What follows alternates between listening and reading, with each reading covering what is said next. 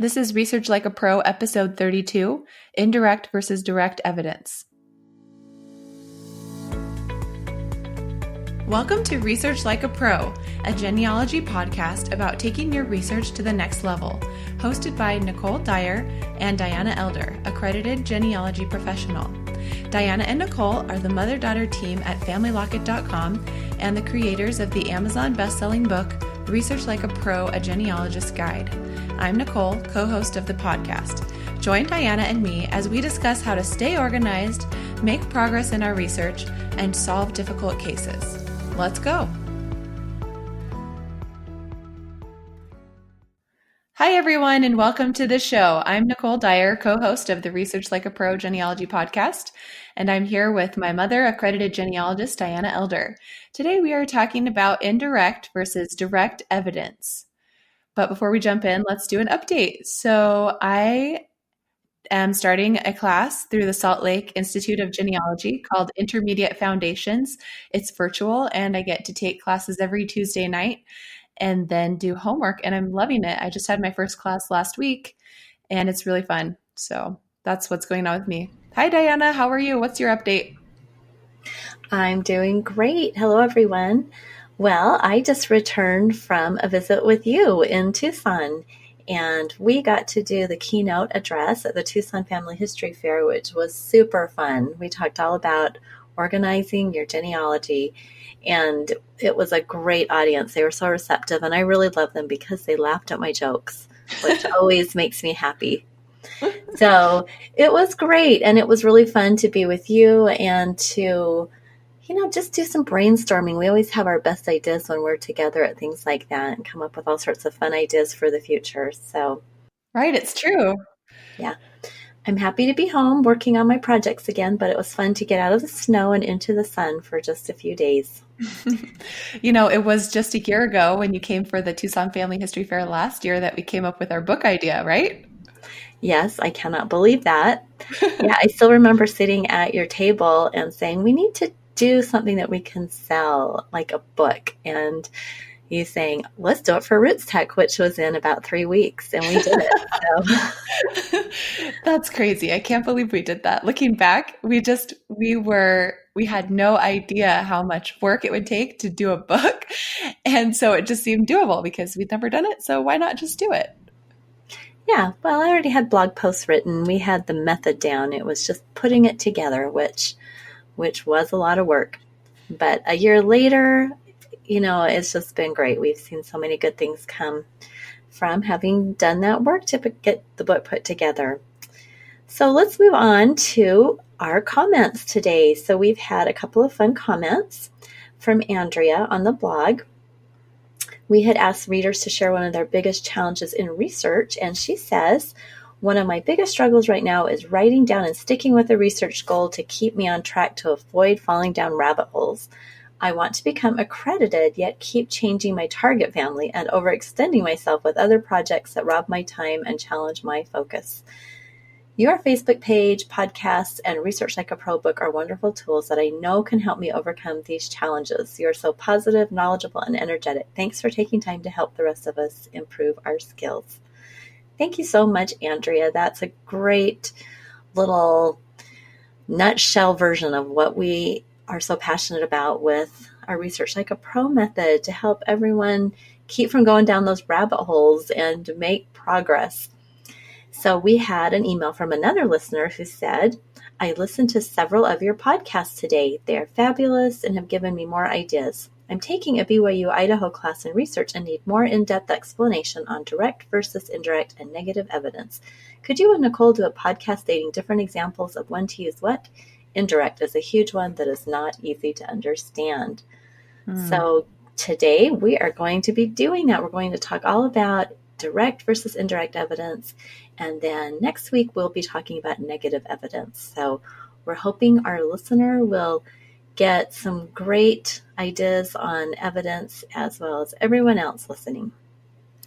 Yes, we had actually planned to talk about church records today, but I thought it might be fun to push that back because at my Intermediate Foundation SLIG course I'm doing online, we're talking about church records tomorrow night. So I thought it would be good to learn from that and do my homework and really learn a lot about those, and then hopefully be able to share some tidbits that I learn when we record those podcasts next. So we're going to do this mini series on evidence. So we'll do direct and indirect evidence this time, and then next time we'll talk about negative evidence and negative results and what the difference between those two are. So let's talk about when we introduce evidence analysis within the Research Like a Pro book. When you make your objective, after that, the next step is to make a timeline and analyze that timeline. And then while you analyze your timeline, we encourage people to practice with evidence analysis while they go through each event in their timeline and decide, is this from an original source? Is this primary or secondary information? And is this direct or indirect or negative evidence? So we have some questions usually at that point when people in our study group are doing the assignment, and they want to know, should they be analyzing the evidence for each event in the timeline or for the overarching research question at hand? So I would say both are valuable. If you want to go through each event and analyze whether that source or information gives you direct evidence for the birth, and then analyze if that information gives you direct or indirect evidence for the research question also, then you can do both. It just depends on what you want to practice. What do you think, Diana? I tend to be the type of person that I like to analyze all the evidence in the record. So, for instance, if I have a census, I will say something like, well, it's direct evidence for the residents, but it's indirect for relationships, if it's early years. So I tend to do that, but I know a lot of people like to have it be just going to their research question. So I think a lot of it just depends on the type of project you're doing or what your personal preference is. The important thing is not to overanalyze the analysis process. I know a lot of people say, I think I'm overthinking this. And that's true. Just keep it simple. The point is we need to think about what information is in that source and how valuable that is to our research process. So don't make this a bigger deal than it is. Just get started doing it and it'll help your research so much. That's a good point. Well, let's go into the different definitions of evidence. So you can't have evidence unless you have a research question. So direct evidence is information that directly answers the research question. It doesn't have to provide a complete or an accurate answer, but it specifically states the answer. Now, indirect evidence is when you find relevant information, but it doesn't exactly answer the question that you're researching on its own. So alone, it doesn't answer the question. It must be combined with other clues. You can then make an argument based on those clues. And you can't just have one piece of indirect evidence and come to a conclusion. You have to gather up several pieces of this indirect or circumstantial evidence. It's kind of like a logic puzzle where you're putting together all these little clues to form a conclusion. And the answer to the research question has to be deduced by combining two or more of these facts. And then negative evidence, which we will talk about next time, is the absence of what should happen in a certain circumstance. So you think that something should be there, but it's not. We'll talk about that next time. All right, so let's dive in and just do some examples. I think we all learn best by feet on the ground examples. So let's talk about the census. Now, we have got the censuses giving us all sorts of different kinds of information and evidence. So what about an example of an 1850 census, which we love because it's the first census to start giving us the names of all the household. Let's say we have a man and a woman and 4 children under the age of 10. So could we say this is direct evidence for a man and a wife and their 4 children? No, we can't, because in 1850 they don't list relationships. Those 4 children could be nieces and nephews. It could be a man and his sister. There's so many different relationships it could be, so we cannot state directly from that census the relationships. Now, it could be indirect evidence once we combine it with other records. Let's say we have that same family and they are in church records and they're clearly stating that those children were born to those parents. Then we've combined it with other evidence, and we can see that that was a household, that was a nuclear family, but we can't just say that from that one census. Now let's take another census, 1880, which is the first census where we do get relationships. And in the 1880 census, let's say it's the same type of a scenario. We've got a man who's the head of household. We have a woman who is specifically listed as his wife, and they have 3 children listed as sons and 1 child listed as a granddaughter. So what is this? Is this direct evidence of relationships or indirect? Well, this one is pretty easy. This is directly stating the relationships. It's listed on the census as directly stating. Now, I'll just give a little caveat here. Sometimes the census taker wrote things down or things could be incorrect. I think we've all seen those things. For instance, I've had names written down and the census taker thought it was a female, but it was really a male. So just because something is stated there doesn't necessarily mean it's correct, but we do use it. We do call it direct evidence, even if we know it's not correct.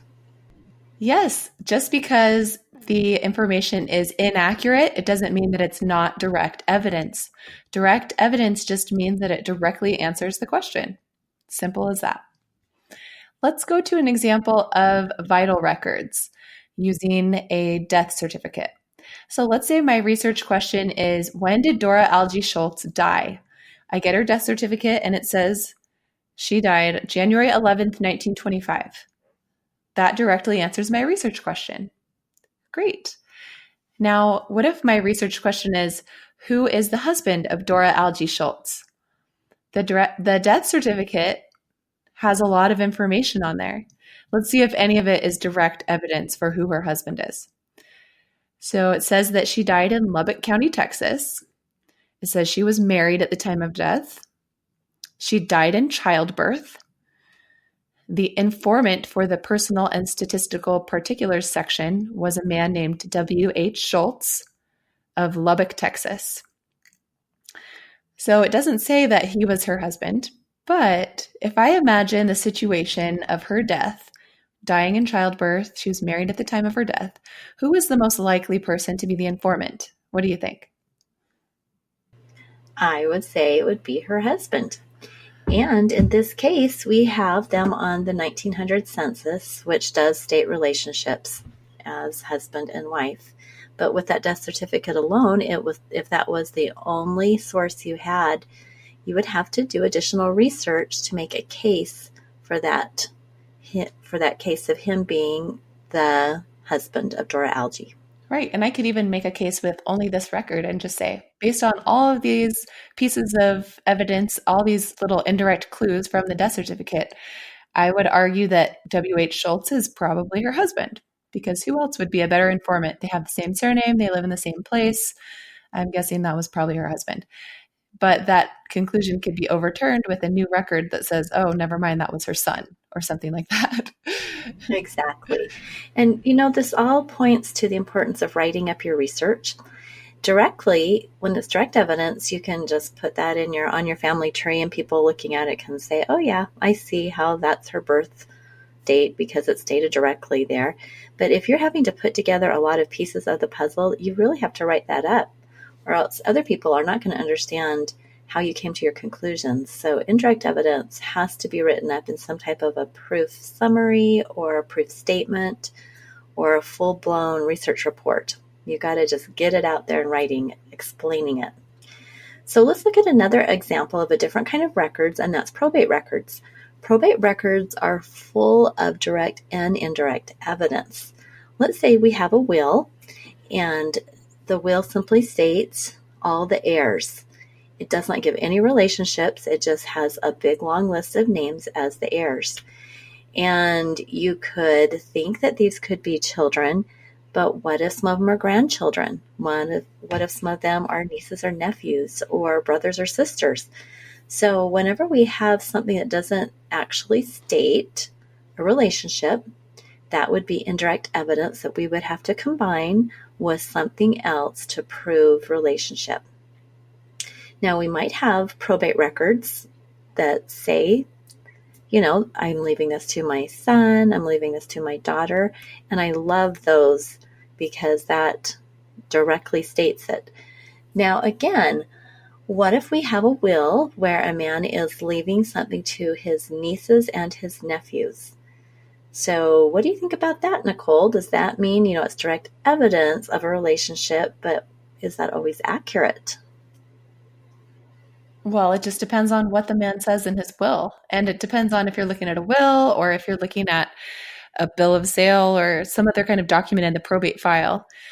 But don't you have an example from Thomas Beverly Royston's estate? I do. And he doesn't name, he had 14 children. He named only 3 of his children in the will. And he does directly state that they are his sons, and then he names 2 sons and then 1 daughter. But in the subsequent probate record, when his wife, Cynthia, went in to begin the administration process, she then lists all of the heirs, the children of Thomas Beverly, and proceeds to give all the living children. There were 11 alive at the time. So that became, when I discovered that became direct evidence of all of his children. I had this family in the 1850 and 1860 and 1870 census. But remember, relationships are not listed on there. And it could have been that some of these children in the household were not directly the children of Thomas and Cynthia. So the probate record gave me direct evidence, which proved the indirect evidence from the census records of the time. So if you have a will or other probate record that doesn't directly state relationships, the key point here is that you need to seek out other records to put together. You may never find direct evidence of those relationships, but you can combine what you have found in the will or probate with other records and put it all together and to make a case for your relationships. So I think that we have an example for that with your research project, Nicole, Lucinda Keaton. Is that right? That's right. Yes. I love this example. I use it all the time because I really learned the Research Like a Pro method with this project. But Lucinda also went by Cindrilla later in life, but I didn't realize that her full name was Lucindrilla until later. So why don't we do a little question and answer example where you ask me my research question and I will give you some of the answers for my list of evidence. And then we can kind of see how an indirect evidence answer sounds as an answer to a research question. And then at the end, I'll do my answer, which is my one piece of direct evidence. Okay, so Nicole, is William Keaton the father of Lucinda Cindrilla Keaton? Well, Lucinda married George Welch, and George Welch is mentioned on a land transaction with William Keaton, so maybe maybe. All right. That does not directly tell me the answer, though, does it? So I'm going to ask you that one more time. Is William Keaton the father of Lucinda Cindrilla Keaton? William Keaton is in the 1810 census with a daughter of the right age to be Lucinda. Well, that could be any number of daughters, so that is not directly answering my question. Let me ask that one more time. Is William Keaton the father of Lucinda Cindrilla Keaton? Lucinda's husband, George Welch, is listed on the 1840 census just 2 lines away from Archibald Keaton. And Archibald is listed in some ancestry trees as the son of William Keaton, so I think so. But still, that's not directly answering my question. Is William Keaton the father of Lucinda Cindrilla Keaton? One of my autosomal DNA cousin matches has William Keaton's wife, Katie Gresham, in their family tree, so maybe. Well, I'm sorry, but that does not directly state that William Keaton is the father of Lucinda Cindrilla Keaton either. Do you have anything that directly states this relationship? My final piece of evidence I think you will like. A paper in William Keaton's estate file says all the children and heirs of William Keaton were summoned to the courthouse after his death. And George Welch and Lucindrilla, his wife, are listed. So yes, Lucinda or Lucinda, is the daughter of William Keaton. Very good. Now, what if you never found that little piece of paper? What if that was never stated? Would you have still made the case indirectly? I definitely would have. I found a lot of clues and indirect evidence, like I mentioned in this list, leading me to believe that he was. And one of the other pieces of indirect evidence that I found that I didn't mention is that there were other people with the same surname, but none of them had a daughter of the right age to be Lucinda. And then all of those other Keatons ended up being William's children. So he was really the only person in that county that could have been her father. So I really narrowed it down. And I think even without that piece of paper, I would have been able to make the case because George Welch was listed in that land transaction with William Keaton. They were just very integrated with each other's records. Right. And this was in North Carolina. Is that correct? No, or South Carolina? Yeah, South Carolina in Pendleton District. Okay. And as we have learned, in the South, these communities are all very often all related. And so you have got to look at all the neighbors on those census records and try to figure out how they're connected. And like you said, the other Keatons all turned out to be the sons of Archibald. So I would venture a guess, if you did some research in that specific community, that you would find other connections as well. You'd probably find families of the spouses of the Archibald or of the Keaton children. That'd be kind of a fun little research project, wouldn't it, to see how everybody in the community was all interrelated? Yes, it was. It was really fun to find out how they were all related. And for the 14-day challenge, I did research Lucinda's sister, Mariah Keaton, and found her husband and her children, the Sadlers. And as I did that, I found that there was, that connection between the Keatons and the Sadlers and the Welches, and they're all just kind of listed together a lot. So yeah. That was fun. That's neat. All right. So I'm hoping that it helped everyone listening to realize that all those facts that Nicole discovered before we found the actual estate of William Keaton, everything else was indirect evidence. The census records, the land transaction, even the DNA matches, that was indirect. And so let's look at another case study that is also a lot of indirect evidence. And this one is the example of Marianne French. I did this one for my husband right after I became accredited. He had seen me working for, probably 2 years on my accreditation, and he figured that I was now good enough that I could tackle one of his research problems. And the question was, is James French the father of Marianne French? So to do this research project for him, I went back through all of his information. He had a whole file folder of things he had found, but he had never put it into a timeline or a research log or a research report. So guess where all of the information about James French being the father of Marianne French was? It was just in his head, which is not going to help anybody. So I went through, I did a timeline, I really carefully analyzed every single record and the information in it. So Nicole, what do you think about this? I found Marianne French listed as the sister of a Monica French on a Catholic census record. It was a church record, and she was directly stated that she was the sister of Monica French. And then James French was listed as the father of Monica French.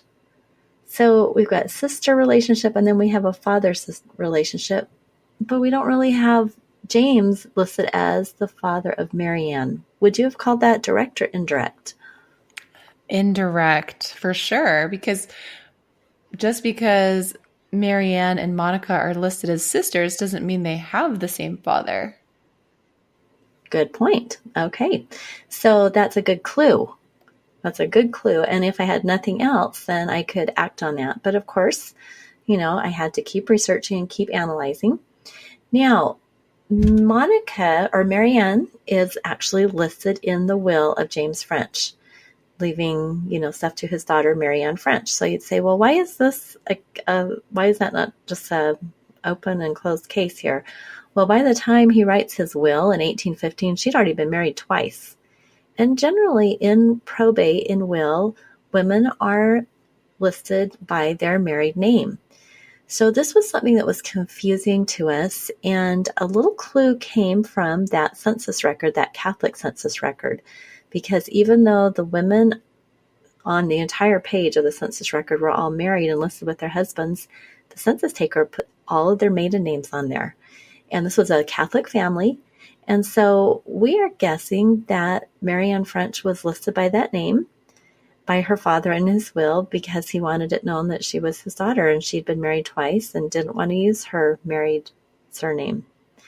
So putting those two things together, those two pieces of evidence, helped me determine that he was the father. Now, there was one other piece of indirect evidence, and that was the probate of her husband. Her husband died young, and guess who is the person that puts up bond with Mary Ann French for the estate? It was James French. And generally, anyone who's putting up money as a security for a bond is going to be a close relative. Mm-hmm. You're not just going to pull somebody off the street to do that for you. So those are just some examples of the indirect evidence that we put together to prove that she was the daughter. And there was some DNA evidence as well. There was absolutely no direct evidence that Mary Ann, who was the wife of these two men, was the daughter listed in that will. So it all had to be combined into a case using all this indirect evidence. Good job.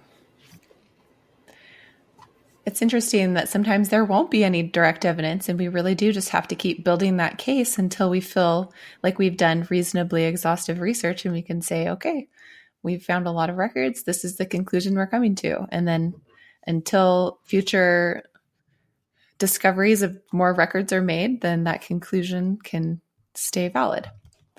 All right, let's try doing some more analysis from census records. So a while back, our friend Sherry emailed us with a question that came up in her ProGen study group. And this is the question. On a census record, when a person's age is given, is that direct evidence for their birth year or indirect evidence for their birth year? And there was a lot of disagreement in the study group about this. Some people thought it was indirect, some thought it was direct. So she did some research and let us know kind of what her conclusion was. So we typically call that direct evidence. And so her answer kind of went along with our feeling that this is direct evidence. So here's kind of the discussion. So she found this Transitional Genealogist forum on Rootsweb, I believe, and the genealogists are kind of discussing whether or not the age on a census can give you direct evidence for the birth year. So some genealogists said that no, that's indirect evidence, and that the only direct evidence that it is direct evidence of their age in 1850, if that's the census year. So if your question is what was their birth date, then the age was indirect evidence because you have to do a calculation. So does doing a calculation mean that it's now indirect evidence?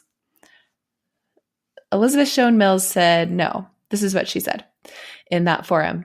If our research question is, what year was John Doe born, and the 1850 census tells us that he was age 5, then the 1850 census provides direct evidence that he was born in either 1844 or 1845. It's direct evidence because A, it's relevant to the question, and B, it directly addresses the issue. No, it does not give us the exact year that we would hope for, but as I said, nothing requires that an answer to a question be exact, complete, or even truthful. I do not agree that it becomes indirect simply because we have to make a calculation. We have to use our brain with every piece of evidence we find. So I thought that was a great quote from Elizabeth Schoen Mills. Oh, I love that. I love that she says we have to use our brain. So isn't that what we're doing when we're analyzing the evidence? We're using our brain, putting things together.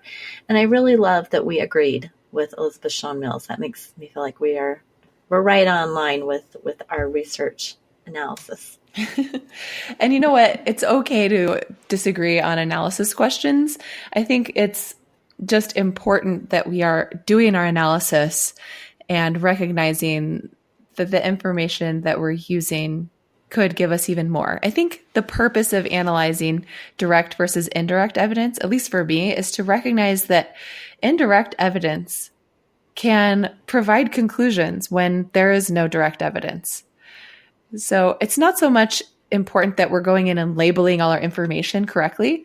I think it's more important that we're using all different kinds of evidence and not just only focusing on direct evidence, because professional genealogists and advanced researchers, they really use every bit of clues and evidence that they can, all those indirect pieces of evidence. And so if we can do that, then I think we're on the right track. Yep, I agree with that. And like you said, we'll be talking about negative evidence next time. And negative evidence really enters into this also with the advanced research, because sometimes if you're doing research before 1850, it's really, really plausible that you are never going to find a direct answer to your research question. So learning how to put together a case with indirect evidence is exactly what you're going to need to do to break through your brick walls. Right. Okay, let's do another example since you mentioned pre-1850. So let's talk about those pre-1850 censuses where you're not given an age for a person, you're just given a range of ages. So this was another question that came up in that forum that we were referencing earlier. And the question was, does the age range of a person on a pre-1850 census give direct or indirect evidence for their birth? Elizabeth Schoen Mills shared an example of Tom Woodson, who was on 4 federal censuses in 1820, 1850, 1860, and 1870. And in each one of those years, we're given birth information. So from the 1820 census, he was aged 26 to 45. So then his birth year range could be calculated to be August 1775 and August 1794. Then in 1850, his age is 66. So now we have a range of June 1783 to June 1784. And then in 1860, he was age 75. So the range is June 1784 to June 1785. And in 1870, his age was 80. So the range here is June 1789 to June 1790.